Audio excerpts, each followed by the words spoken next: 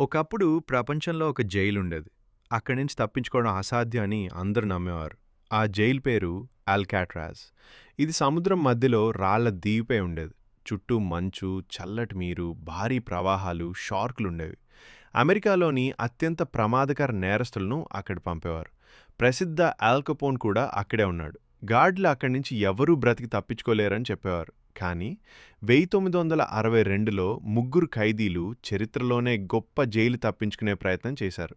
స్పూన్లు, చిన్న సాధనాలతో నెలల తరబడి గోడలను రహస్యంగా తవ్వారు. రాత్రిళ్ళు గార్డులను మోసం చేయడానికి సబ్బు, కాగితం, నిజమైన జుట్టుతో నకిలీ తలలు తయారు చేశారు.